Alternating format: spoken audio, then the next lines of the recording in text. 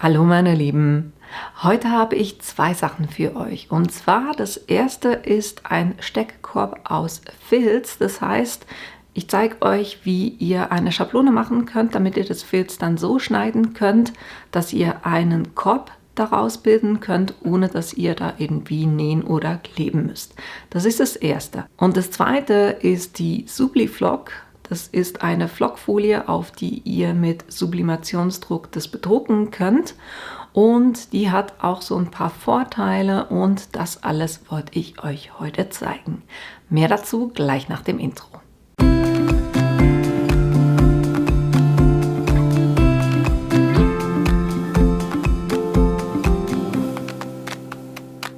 Wir starten zuerst mit der Schablone und da habe ich einfach einen 300 Gramm Karton für die Schablone, damit ich das dann auch immer wieder verwenden kann. Das habe ich zurechtgeschnitten auf 30 cm x 10 cm, weil die Box wird nachher von der Größe her 10 cm hoch, 10 cm breit und 10 cm tief. Also hier so eine quadratische Box. Dann habe ich zusätzlich noch ein Stück zurechtgeschnitten von 10 cm x 5 cm, weil ich das dann brauche für die Laschen, damit ich die auf allen 4 Seiten gleich einzeichnen kann. Das Filz habe ich auch schon auf 30 x 30 zurechtgeschnitten und das ist ein 4 cm Filz, damit es eine schöne Stabilität hat. Aber dazu kommen wir nachher. Fangen wir mal an mit dem Anzeichnen.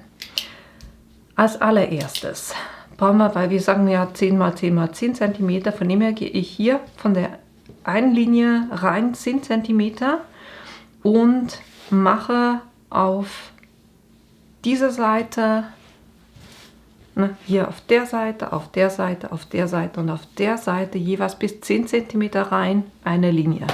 Das heißt, ich lege hier das unten bei 10 cm an und hier auch bei 10 cm.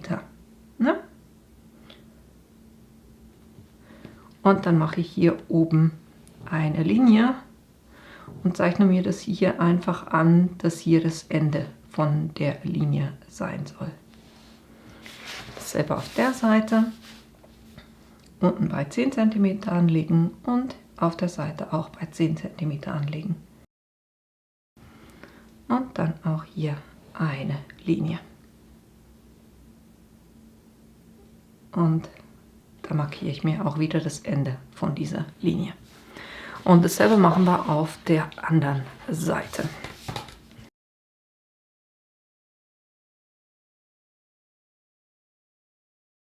So, das sind die Laschen, die ich brauche. Jetzt, damit ich nachher mit der Kreide hier überhaupt reinkomme, mache ich einen Millimeter weniger nochmal eine Linie. Das heißt, es sind nicht bei 10, sondern 9,9 cm.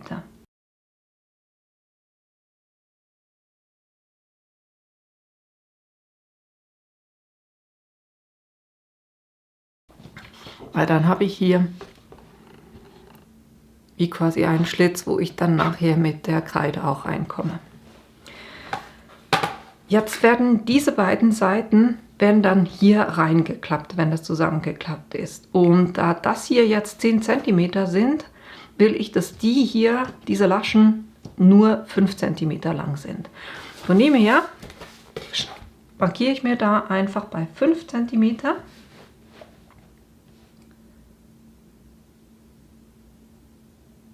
eine Linie bei den Laschen. Und dieses Stück hier, upsie, nicht meine Matte. Diese Stücke kommen nachher weg. Dasselbe auf der anderen Seite. Auch hier kommen diese Stücke weg. Damit das weitere Einzeichnen einfacher geht, habe ich die Teile schon mal weggeschnitten, die wir jetzt eingezeichnet haben.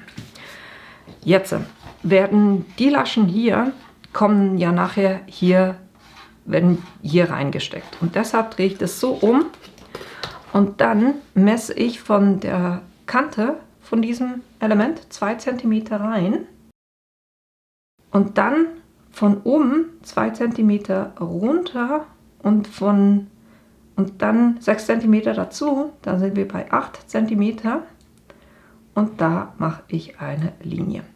Dasselbe auf der Seite, ich gehe 2 cm rein, mache hier eine Markierung, dann 6 cm runter, 1, 2, 3, 4, 5, 6, hier und mache auch hier eine Linie. Selbe Prinzip wie vorher, damit ich da mit der Kreide reinkomme, mache ich da noch eine zusätzliche Markierung, 1 mm weniger. Dann geht es ein bisschen einfacher dann mit der Kreide. Und dasselbe mache ich jetzt auch auf der anderen Seite, auch wieder 2 cm rein. Von der Seite bei 2 cm, 6 cm weiter sind 8 cm, eine Markierung. Auf der Seite bei 2 cm, 6 cm weiter sind 8 cm und auch da wieder eine Markierung plus dann noch bei 1,9 eine zusätzliche Linie. So, dann habe ich hier diese Schlitze schon mal markiert. Jetzt kommen wir zu diesen Laschen hier. Damit ich diese Laschen alle gleich einzeichnen kann, habe ich eben noch dieses zusätzliche Stück, was jetzt quasi gleich groß ist wie dieser Teil der Lasche. 10 cm mal 5 cm. Ne? Jetzt mache ich hier auf der langen Seite eine Markierung bei 3 cm. Das heißt von unten hoch 3 cm. Plus da das Filz 4 mm breit ist, mache ich noch bei 2 mm mehr auch nochmal eine Markierung. Das heißt bei 3,2 mm eine zweite Markierung. So habe ich hier schon mal 2 Linien. Jetzt machen wir in diesem oberen Bereich, gehen wir 1 cm rein und machen da eine Markierung. Und zwar auf beiden Seiten. So, das heißt, dieses Stück hier, quasi bis zu der zweiten Linie, das kommt nachher weg. Ihr könnt euch auch ein bisschen näher da zu mir nehmen, damit ihr das auch seht. Wir haben von der Linie bis hier 3 cm, 2 zusätzliche Millimeter, das heißt, diese Linie ist bei 3,2 cm und von beiden Seiten rein 1 cm. Und jetzt gehen wir nochmal 1 cm rein, oder wenn ihr es von der Außenkante anguckt, sind es 2 cm. Dann mache ich hier nochmal eine Markierung. Und das auf beiden Seiten. Dann seht ihr schon, das hier wird quasi die Stecklasche. Hier haben wir die Aussparung, welche wir verwenden, um das durch das Filz durchzuziehen. Und hier machen wir jetzt auf beiden Seiten etwas Unterschiedliches. Das Ganze lege ich nachher zum Anzeichnen hier auf diese Ecke. Und da will ich, dass im unteren Bereich, das heißt das, was beim Filzkorb hier unten sein wird, dass hier so ein Bogen entsteht. Und deshalb gehe ich von der Markierung, die wir hier bei 2 cm gemacht haben, hier die, bis in diese Ecke zeichne ich einfach einen Bogen ein. Und das auf beiden Seiten. Nee, sorry, nur auf einer Seite. Ich bin heute nicht so bei der Sache, weil auf der anderen Seite wollen wir was anderes machen. Vergesst den hier wieder, weil das hier oben wird, da will ich nicht, dass der Bogen reingeht, sondern rausgeht. Das heißt, ich gehe hier von der Markierung bis hierhin auch in einem Kreis, aber in die andere Richtung. Ne? So eher in dem Stil. Und auf der anderen Seite haben wir eben den Bogen nach innen. Ne? Das hier vergesst ihr einfach. Auf einer Seite nach innen, auf der anderen Seite nach außen. So, hier machen wir auch noch kurz was. Und zwar habe ich hier einen Eckenabrunder und ich nehme den Zehner Und da runde ich oben die Ecken ab. Ihr müsst es nicht zwingend machen, aber ich finde, es gibt einen schöneren Abschluss nachher. Dann habe ich hier schön diese Ecken abgerundet. Und das hier schneide ich auch kurz aus, und zwar hier eben bei der 1 cm Linie. Dann schneide ich hier bei der unteren Linie rein und einmal bei der oberen Linie rein. Und das kleine Stück hier kommt weg. Respektive, das kann ich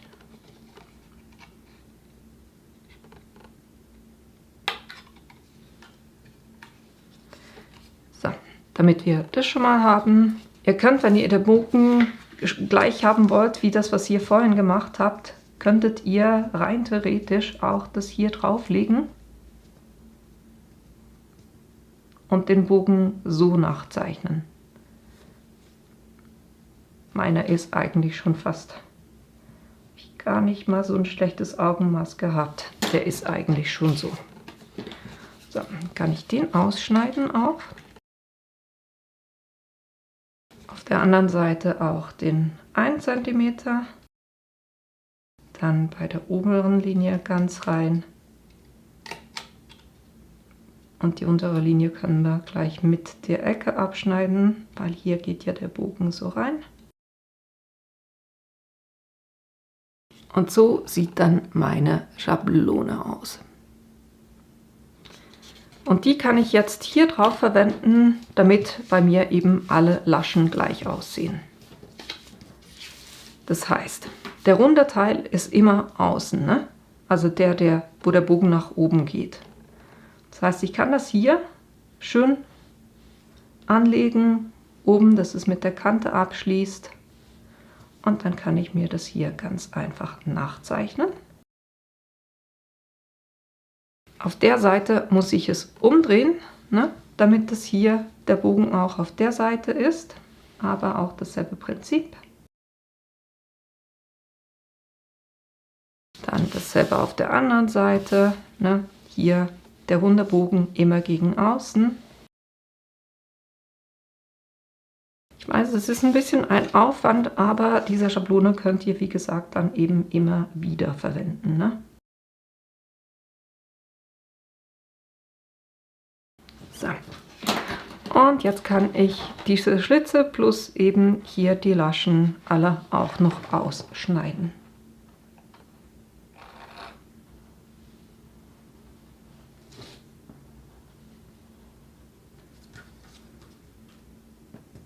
Und so habe ich meine Schablone fertig, die ich jetzt verwenden kann, um das Ganze hier auf den Filz zu übertragen, den ich auch schon auf 30 x 30 cm zurecht geschnitten habe.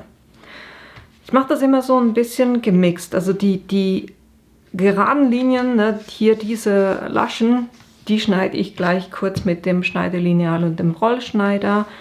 Und auch hier diesen Schlitz und helfe mir dann mit dem Präzisionsmesser so ein bisschen in den Ecken. Hier natürlich nur eine Linie, ne? Aber es geht eigentlich mit dem Lineal ziemlich einfach, auch hier diesen Teil wegzuschneiden und den Rest werde ich dann tatsächlich auch mit der Kreide nachzeichnen. Und genau das mache ich jetzt alles. Try to figure out who I am. Not sure what I'm doing here. And the days don't work out the way I thought they would. And before you... Bis hier habe ich alles mit dem Rollschneider geschnitten und hier bis zur Markierung rein mit der Schere. Und jetzt würde ich sagen, mache ich mit der Schablone weiter. Ich habe gemerkt, dass die Kreide nicht so richtig gut markiert auf dem Filz. Und deshalb werde ich das mit dem Kugelschreiber markieren halt auf der Innenseite und gucken, dass ich das dann nachher beim Ausschneiden wirklich schön wegschneide, damit man das nachher nicht mehr sieht. There was no one who understood. Never found somewhere I fit in. Until I met you, I was feeling lost. But you're the one who can make it go away. All you have to do. So, und wenn ihr das alles geschnitten habt, dann müssten wir das jetzt eigentlich zusammenbauen können. Ich lege kurz alle Kanten hin und streiche die mit dem Falzbein kurz ein bisschen fest, damit die dann auch gut zu liegen kommen. Und jetzt kommt der Moment, wo wir feststellen, ob das funktioniert hat oder nicht. Das heißt, wir klappen die Seiten hoch, gehen von außen durch diesen Schlitz durch und stopfen quasi diese Lasche hier rein.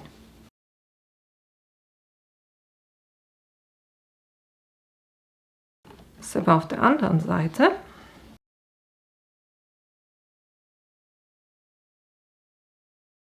Und dann dasselbe auch auf der anderen Seite. Ich merke gerade, dass ich auf einer Seite geschnitten habe, auf der anderen Seite nicht. Bravo! Korrigiere ich noch kurz. Wenn ihr das Körbchen dann schön alles ineinander gesteckt habt, dann sieht das so aus. Ne? Hier schön mit diesen Abrundungen, den Übergängen. Und es ist auch wirklich schön robust. Und innen drin ist es jetzt halt einfach so, weil wir das auf die Hälfte der Lasche gekürzt haben, haben wir hier drinnen keine Überlappung, sondern das liegt plan. Ne? Liegen diese beiden Laschen hier nebeneinander. Das ist das Schöne daran. Vielleicht auch noch der Prototyp, da hatte ich ja eben hier außen nicht die Rundung gemacht, sondern das auf beiden Seiten so quasi geschnitten und hier oben auch nicht abgerundet, einfach damit ihr das seht.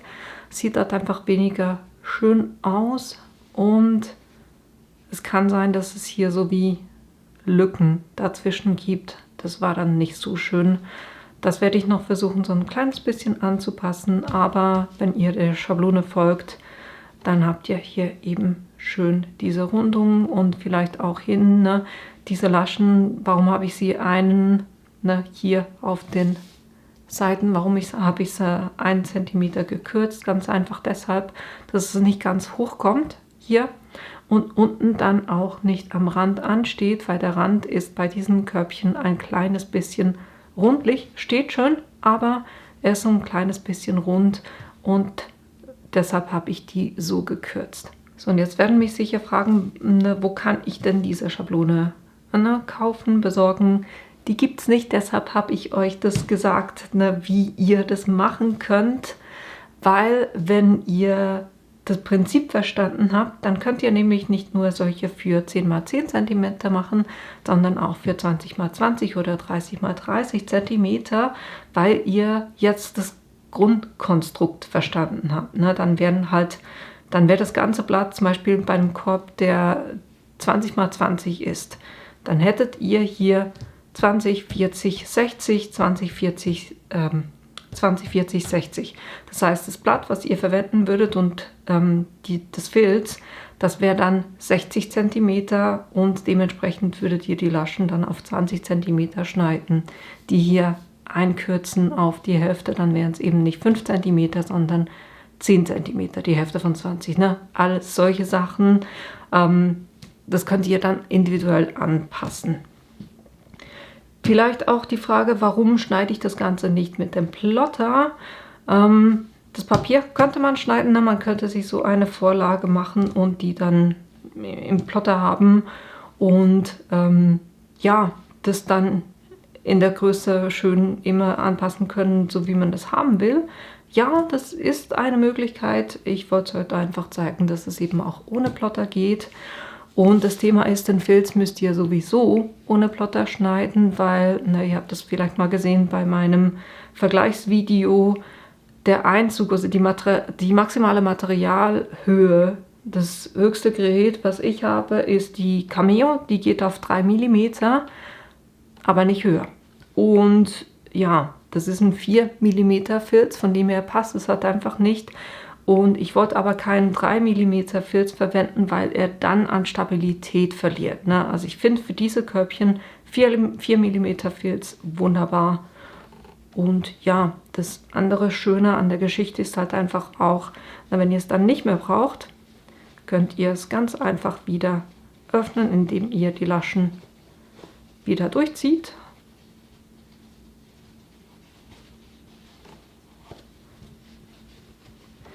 Und dann könnt ihr das Ganze flach aufbewahren, was wesentlich weniger Platz braucht, wenn ihr da irgendwie 5, 6, 7, 8, 9, 10 Stück davon habt. Dann könnt ihr die ganz einfach flach aufeinander legen, die so aufbewahren und wenn ihr sie dann braucht, einfach wieder zusammenstecken. Na?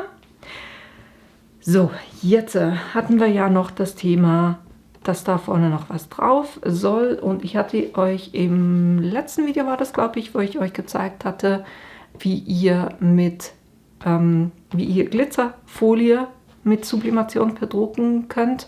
Und heute wollte ich euch das Ganze zeigen, wie ihr das mit einer Subli-Flock machen könnt. Das ist eine spezielle Flockfolie und genau das gehen wir jetzt noch an. So, ich habe mein Bild hier schon vorbereitet und zwar habe ich einfach ich habe den Kleinhasen mit einem Kreis hinterlegt und das als PNG gespeichert und so als Drag and Drop, das heißt einfach aus meinem Dateienordner einfach reingezogen und habe 2 davon platziert, weil ich eine A5-Seite nutzen will.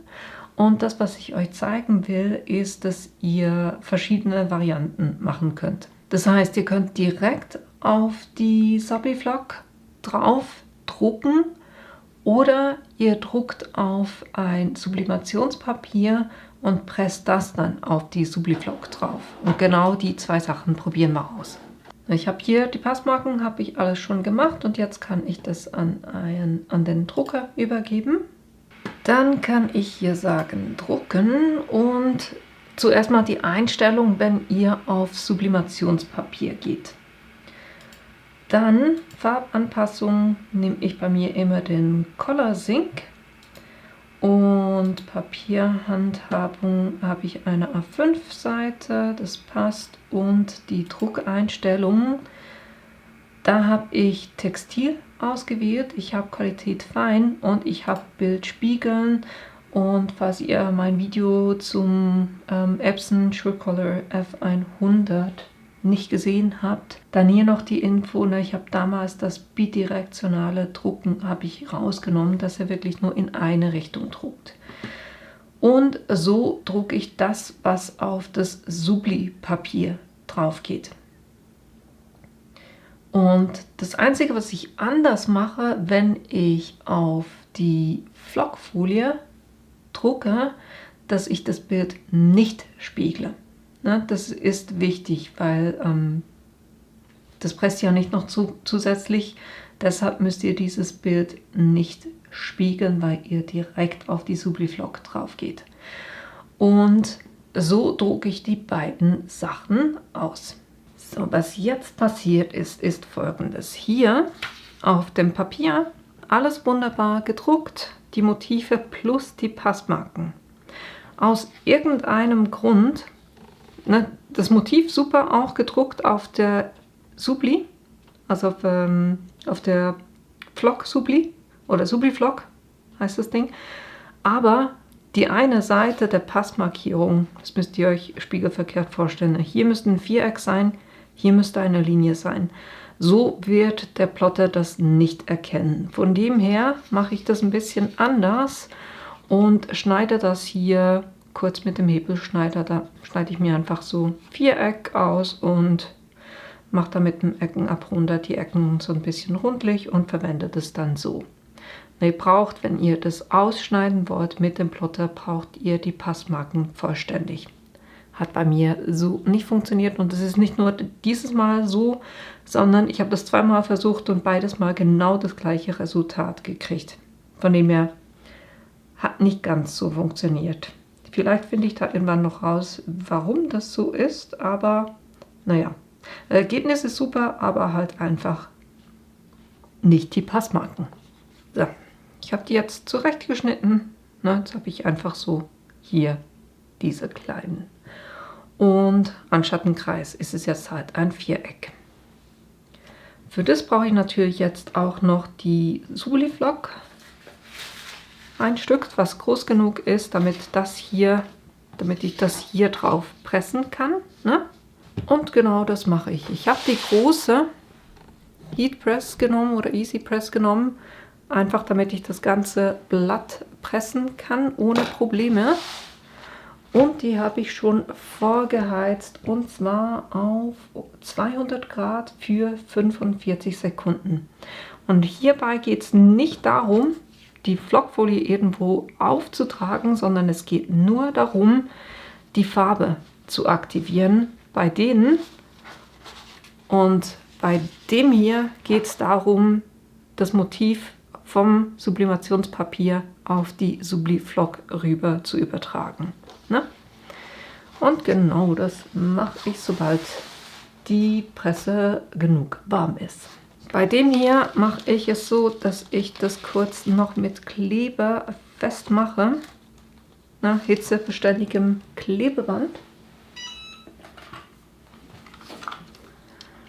Einfach damit ich sicher gehen kann, dass mir das Motiv dann nicht verschiebt, wenn ich die Presse hochhebe.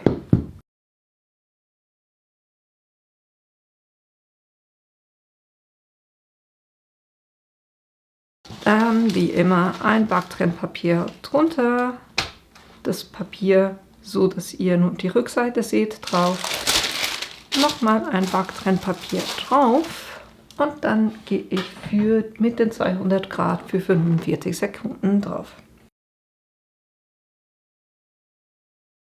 Braucht auch gar nicht so viel Druck, da reicht eigentlich schon das Gewicht von der Heat Press. Was ich jetzt vergessen habe, euch das zu zeigen, aber das habe ich vorhin kurz gemacht, einfach mit einem Lindroller die Flockfolie kurz abzurollen, weil die schon sehr gerne so Fussel aufnimmt und wir nicht wollen, dass es dann grüne Flecken drauf hat. Und dann nehme ich das zur Seite und lasse das kurz auskühlen. Heiß, heiß, heiß, heiß. Nicht das Papier, sondern die Matte hier. Und dann presse ich die beiden noch kurz. Genau gleich. 200 Grad, 45 Sekunden. Da geht es einfach darum, dass ihr mit der Hitze die Sublimationsfarbe aktiviert. Weil der Ausdruck selber ist ja extrem matt. Ne?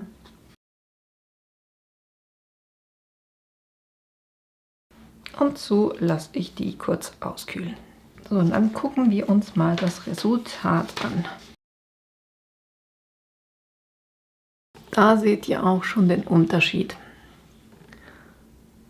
Oder zumindest hoffe ich, dass ihr das seht. Das, was ich hier von Hand geschnitten habe, ist von der Farbe her intensiver. Und das liegt einfach daran, dass wenn ich die Subliflock direkt bedrucke, habe ich da auch mehr Farbe. Und wenn ich es indirekt mache, dann bleibt ja immer ein kleines bisschen Farbe auf der Folie oder auf dem Papier, Sublipapier zurück. Und von dem her habt ihr da durchaus einen Unterschied. Das heißt, wenn ihr wirklich extrem intensive Farben haben wollt, dann bedruckt die Subliflock direkt. Aber eben, wir haben dann das Problem, dass ich hier diese Passmarken, dass das nicht so ganz funktioniert hat. Ja, vielleicht hat dann in den Kommentaren auch jemand einen Tipp, wie man das anders macht, dass die Passmarken, wenn ich direkt auf die Subliflock drauf drucke, dann auch richtig sind. Aber ich finde das Ergebnis schon krass. Also, wenn wir das kurz vergleichen, das war ja die Glitzerfolie. Klar, die hat dieses Glitzerelement drauf, aber hier auf der Flockfolie wie detailliert ihr alles habt? Ist schon krass, ne?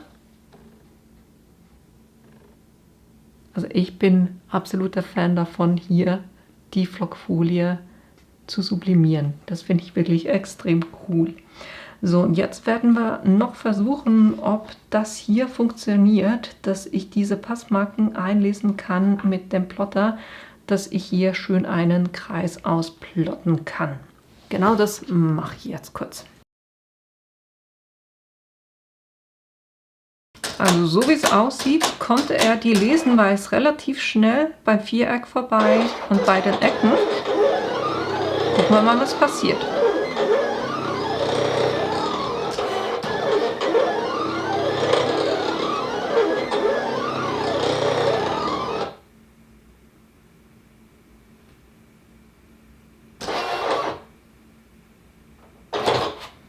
Das ging schnell.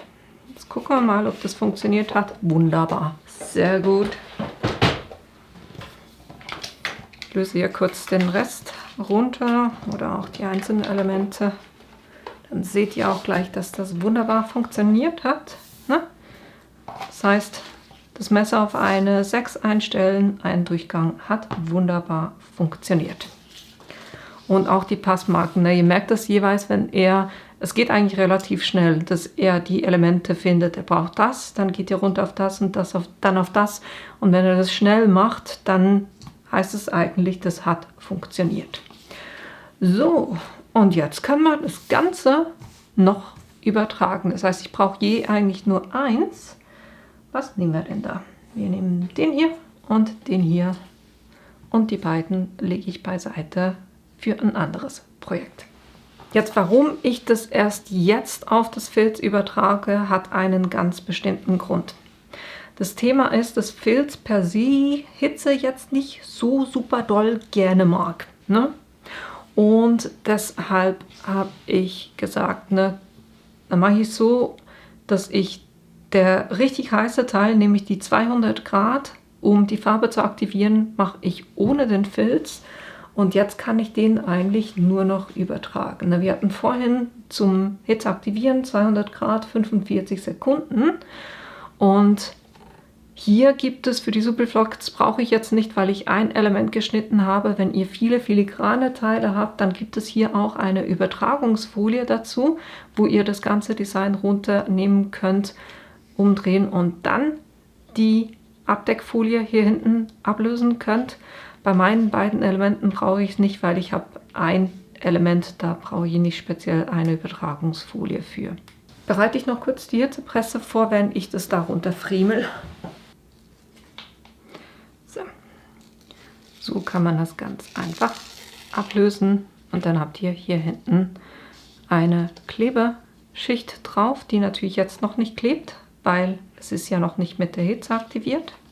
Dann haben wir diese beiden und jetzt geht es natürlich darum, ne, wenn man den Korb ja zusammen macht, dann habe ich hier eine schöne Seite. Das heißt, ich muss das so vor mich hinlegen und dann kann ich das hier schön mittig platzieren. Und dasselbe beim anderen und da mache ich jetzt einfach den Kreis so ein bisschen mittig hin. Meine Heat Press ist auch schon fertig. Da würde es jetzt wieder gehen mit der kleinen. Aber ich mache es jetzt einfach so, dass ich beide gleichzeitig presse. Und zwar einfach so. Jetzt, um die Folie hier drauf zu bringen, brauche ich nicht mehr diese 200 Grad, sondern jetzt reichen eigentlich 145 Grad für 12 Sekunden. Und das hilft halt einfach auch für den Filz, damit der nicht so sehr in Mitleidenschaft gezogen wird. Da lege ich aber trotzdem hier ein Backzeilenpapier drauf und jetzt presse ich das kurz. Da gebe ich schon ein bisschen Druck drauf, einfach damit sich die Folie gut mit dem Filz verbindet. Weil das Thema ist, wir wollen hier auch nicht mit zu viel Hitze drauf, weil sonst wird ja quasi die Farbe hier wieder aktiviert und das wollen wir nicht. Jetzt lasse ich das kurz ein bisschen auskühlen und gucke dann, ob das gereicht hat. Aber es sieht eigentlich aus, als ob das wunderbar funktioniert hat. Ja, wunderbar. Ich wollte jetzt trotzdem ganz sicher sein und habe es nochmal für 12 Sekunden gepresst. Genau die gleiche Hitze, einfach nochmal drauf und schön Druck drauf gegeben, damit sich das wirklich hier schön mit den Fasern verbindet. Und jetzt kann ich meine Köpfchen zusammenstecken wieder. Und dann habe ich hier wunderbar meine beiden Filzköpfchen. Ne? Und da eine Flockfolie drauf, ist auch super sanft. Da geht jetzt auch nichts mehr weg von der Farbe, weil es ist Sublimationsdruck. Und damit ihr das so ein bisschen von nahe auch seht, na, die Qualität vom Druck ist wirklich hammermäßig. Na?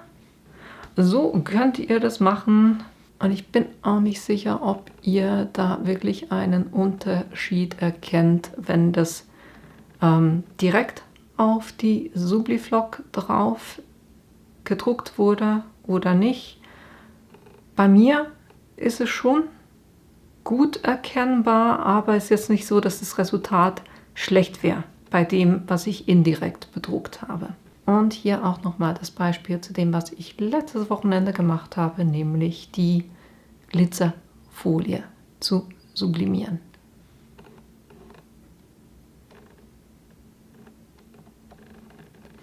So, ich hoffe, euch hat das geholfen und ihr habt Lust, solche kleine Köpfchen selber zu machen und auch die Subliflock zu verwenden. Ich finde es hammermäßig, das mache ich definitiv öfters, weil die Qualität super ist. Es fühlt sich super an. Bei T-Shirts muss man dann halt einfach gucken, das ist ganz normal wie mit allen anderen Sachen, auch mit der Easy Subli, dass ihr das waschen könnt, aber ich würde jetzt halt nicht riesengroße Designs auf T-Shirts machen damit, da würde ich schon eher filigrane Sachen dann mit einem Print and Cut machen, weil man spürt es halt einfach schon. Also die hat schon auch eine gewisse Dicke, auch wenn man die von der Trägerfolie löst. Ne, hat die, also das merkt ihr schon, wenn ihr das dann auf dem T-Shirt habt und so ein riesengroßes Stück und sich das dann nicht bewegt, das sieht dann auf T-Shirts eher nicht so schön aus. Aber für kleinere Sachen finde ich das wunderbar. So, das war auch schon alles, was ich euch heute zeigen wollte. Wie gesagt, ich hoffe, das war hilfreich für euch und euch hat das Video gefallen und natürlich auch, dass ich euch in einem meiner nächsten Videos wiedersehe. Bis bald!